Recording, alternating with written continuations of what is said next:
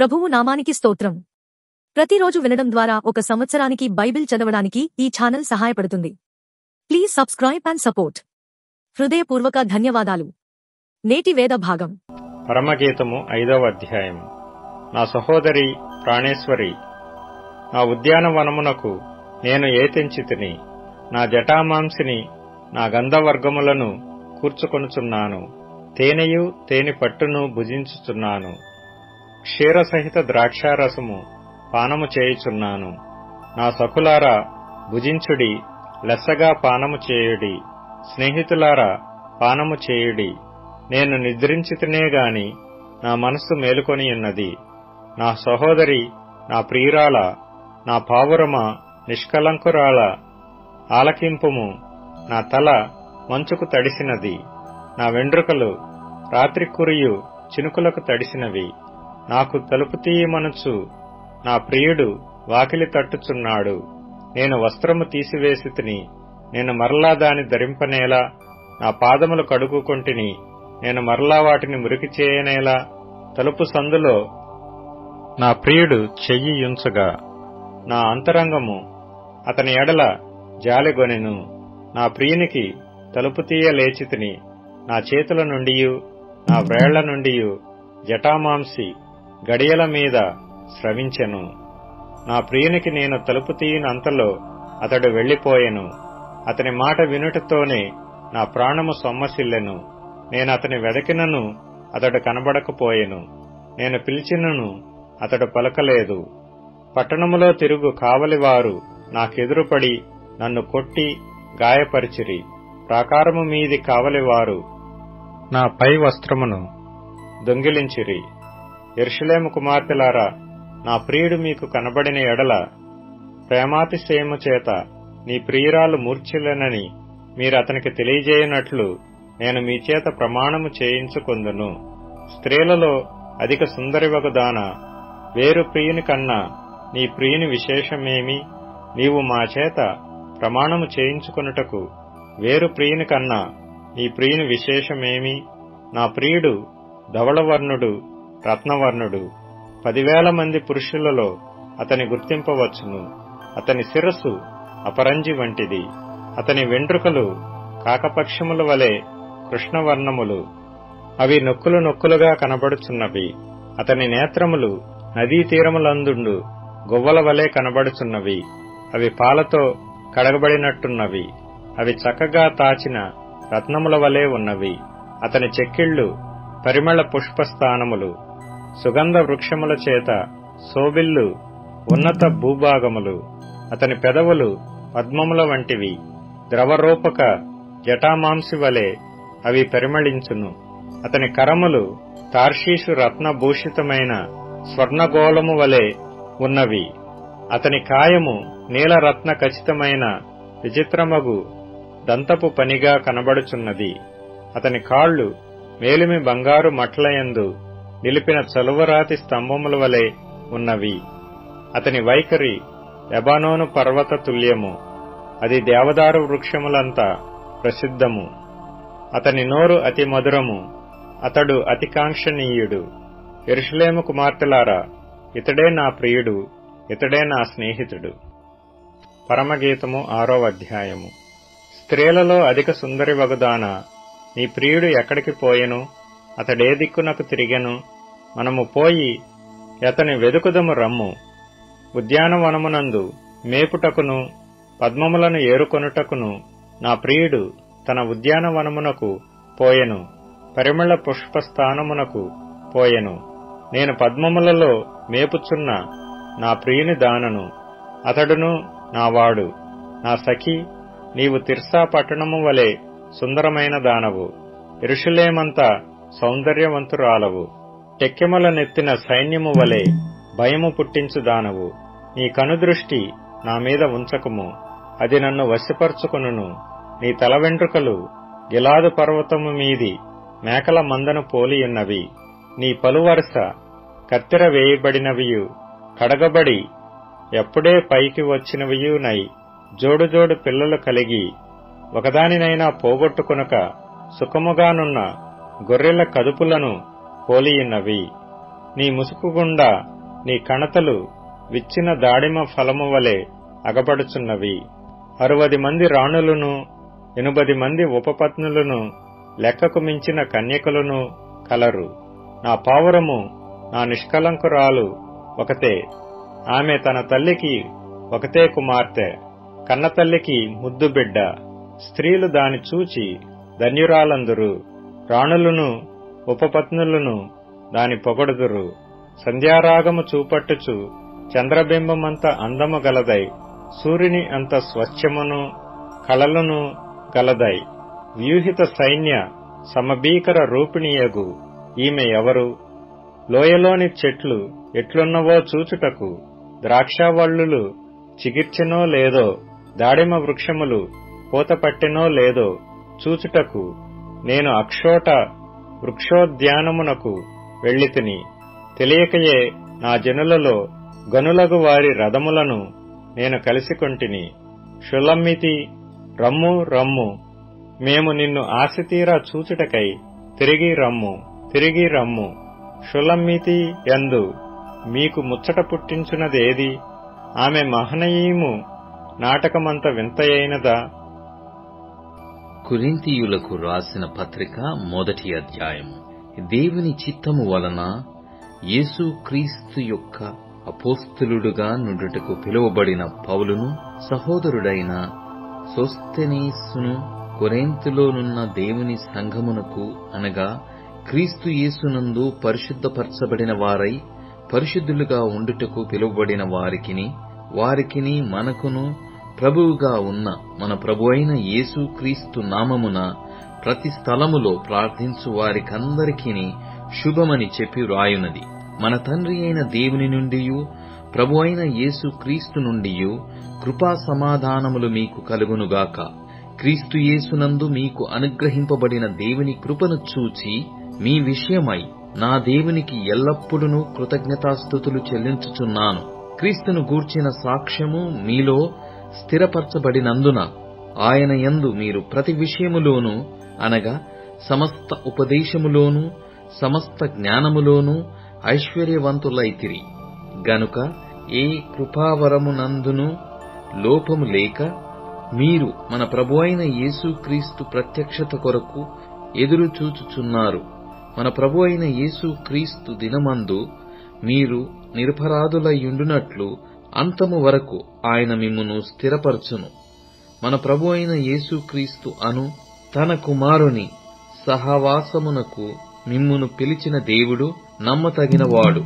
సహోదరులారా, మీరందరూ ఏకభావముతో మాటలాడవలెననియు మీలో కక్షలు లేక ఏక మనస్సుతోనూ ఏక తాత్పర్యముతోనూ మీరు సన్నద్ధులై ఉండవలెననియు మన ప్రభువైన యేసు క్రీస్తు పేరట మిమ్మును వేడుకొనుచున్నాను.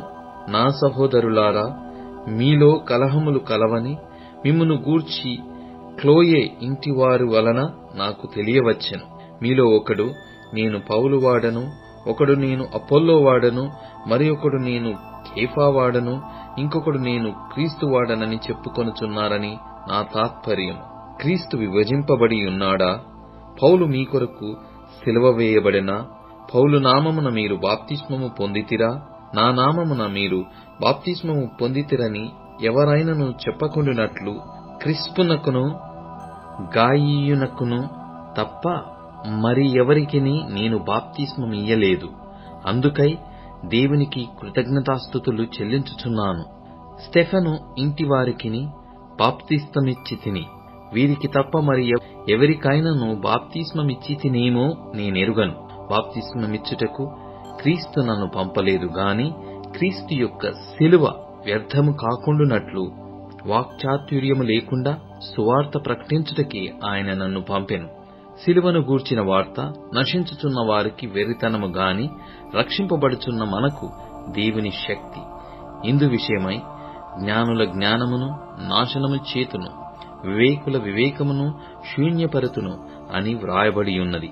జ్ఞాని ఏమయ్యను? శాస్త్రి ఏమయ్యను? ఈ లోకపు తర్కవాది ఏమయ్యను? ఈ లోక జ్ఞానమును దేవుడు వెర్రితనముగా చేసియున్నాడు గదా. దేవుని జ్ఞానానుసారముగా లోకము తన జ్ఞానము చేత దేవునిని ఎరగకుండినందున సువార్త ప్రకటన యను వెరితనము చేత నమ్మువారిని రక్షించుట దేవుని దయాపూర్వక సంకల్పమాయను. యూదులు సూచక క్రియలు చేయమని అడుగుచున్నారు, గ్రీసు దేశస్థులు జ్ఞానము వెదుకుచున్నారు. అయితే మేము సిలువ వేయబడిన క్రీస్తును ప్రకటించుచున్నాము. ఆయన యూదులకు ఆటంకముగాను అన్యజనులకు వెర్రితనముగాను ఉన్నాడు గాని యూదులకేమి గ్రీసు దేశస్థులకేమి పిలువబడిన వారికే క్రీస్తు దేవుని శక్తియును దేవుని జ్ఞానమునయ్యున్నాడు. దేవుని వెర్రితనము మనుష్య జ్ఞానము కంటే జ్ఞానము గలది, దేవుని బలహీనత మనుషుల బలము కంటే బలమైనది. సహోదరులారా, మిమ్మును పిలిచిన పిలుపును చూడుడి. మీలో లోకరీతిని జ్ఞానులైనను ఘనులైనను గొప్ప వంశము వారైనను అనేకులు పిలువబడలేదు గాని ఏ శరీరియు దేవుని ఎదట అతిశయపడకుండునట్లు జ్ఞానులను సిగ్గుపరచుటకు లోకములో నుండి వెర్రివారిని దేవుడు ఏర్పరచుకొనియున్నాడు. బలవంతులైన వారిని సిగ్గుపరచుటకు లోకములో బలహీనులైన వారిని దేవుడు ఏర్పరచుకొనియున్నాడు. ఎన్నికైన వారిని వ్యర్థము చేయుటకు లోకములో నీచులైన వారిని, తృణీకరింపబడిన వారిని, ఎన్నిక లేని వారిని దేవుడు ఏర్పరచుకొనియున్నాడు.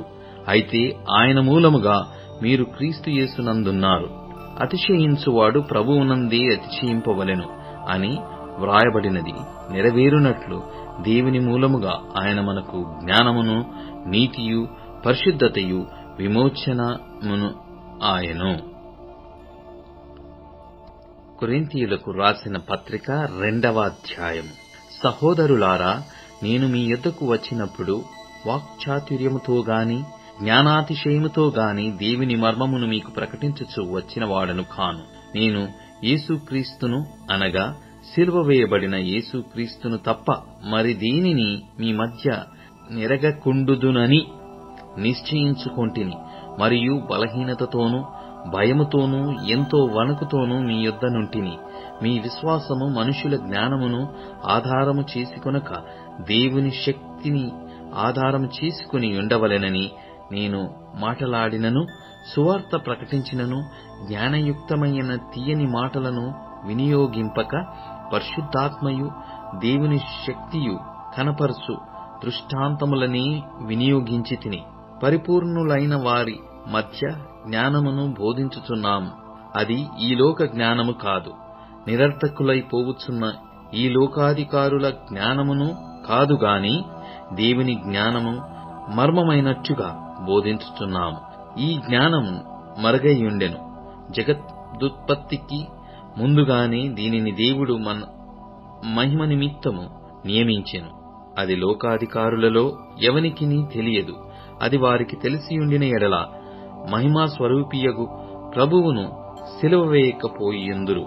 ఇందును గూర్చి దేవుడు తన్ను ప్రేమించు వారి కొరకు ఏవి స్థిరపరచెనో అవి కంటికి కనబడలేదు, చెవికి వినబడలేదు, మనుష్య హృదయమునకు గోచరము కాలేదు అని వ్రాయబడి ఉన్నది. మనకైతే దేవుడు వాటిని తన ఆత్మ వలన బయలుపరిచియున్నాడు. ఆ ఆత్మ అన్నిటినీ దేవుని మర్మములను కూడా పరిశోధించుచున్నాడు. ఒక మనుషుని సంగతులు అతనిలోనున్న మనుష్యాత్మకే గాని మనుషులలో మరి ఎవనికి తెలియను. అలాగే దేవుని సంగతులు దేవుని ఆత్మకే గాని మరి ఎవనికిని తెలియవు. దేవుని వలన మనకు దయచేయబడిన వాటిని తెలుసుకొనుటకై మనము లౌకికాత్మను గాక దేవుని యొద్ద నుండి వచ్చు ఆత్మను పొందియున్నాము. మనుష్య జ్ఞానము నేర్పు మాటలతో గాక ఆత్మ సంబంధమైన సంగతులను ఆత్మ సంబంధమైన సంగతులతో సరిచూచుచు ఆత్మ నేర్పు మాటలతో వీటిని గూర్చియే మేము బోధించుచున్నాము. ప్రకృతి సంబంధి అయిన మనుష్యుడు దేవుని ఆత్మ విషయములను అంగీకరింపడు. అవి అతనికి వెరితనముగా ఉన్నవి. అవి ఆత్మానుభవము చేతనే వివేచింపదగును గనుక అతడు వాటిని గ్రహింపజాలడు. ఆత్మ సంబంధి అయిన వాడు అన్నిటినీ వివేచించును గాని అతడెవని చేతనైనను వివేచింపబడడు. ప్రభువు మనస్సును ఎరిగి ఆయనకు బోధింపగలవాడెవడు? మనమైతే క్రీస్తు మనస్సు కలిగిన వారము. కీర్తనలు 58. అధిపతులారా, మీరు నీతిని అనుసరించి మాటలాడుదురన్నది నిజమా? నరులారా, మీరు న్యాయమును బట్టి తీర్పు తీర్చుదురా? లేదే, మీరు హృదయపూర్వకముగా చెడుతనము జరిగించుచున్నారు. దేశమందు మీ చేతి బలాత్కారము తూచి చెల్లించుచున్నారు. తల్లి కడుపున పుట్టినది మొదలుకుని భక్తిహీనులు విపరీత బుద్ధి కలిగియుందురు. పుట్టిన తోడనే అబద్ధములాడుచూ తప్పిపోవుదురు. వారి విషము నాగుపాము విషము వంటిది. మాంత్రికులు ఎంత నేర్పుగా మంత్రించినను వారి స్వరము తనకు వినబడకుండునట్లు చెవి మూసుకునినట్టి చెవిటి పాము వలె వారున్నారు. దేవా, వారి నోటి పండ్లను విరగగొట్టుము. యెహోవా, కొదమ సింహముల కోరలను ఓడగొట్టుము. పారు నీళ్లవలే వారు గతించిపోవుదురు. అతడు తన బాణములను సంధింపగా అవి తునాతునకలైపోవును. వారు కరిగిపోయిన నత్తవలేనుందురు. సూర్యుని చూడని గర్భస్రావము వలేనుందురు.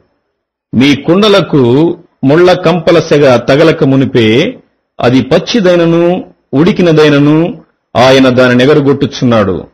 ప్రతిదండన కలుగగా నీతిమంతులు చూచి సంతోషించుదురు. భక్తిహీనుల రక్తములో వారు తమ పాదములను కడుగుకొందురు. కావున నిశ్చయముగా నీతిమంతులకు ఫలము కలుగుననియు, నిశ్చయముగా న్యాయము తీర్చు దేవుడు లోకములో ఉన్నాడనియు మనుషులు ఒప్పుకొందురు. ఇప్పుడు tune in, Spotify, Amazon music మరియు యూట్యూబ్ మ్యూజిక్ లో కూడా అందుబాటులో ఉంది. Please follow us.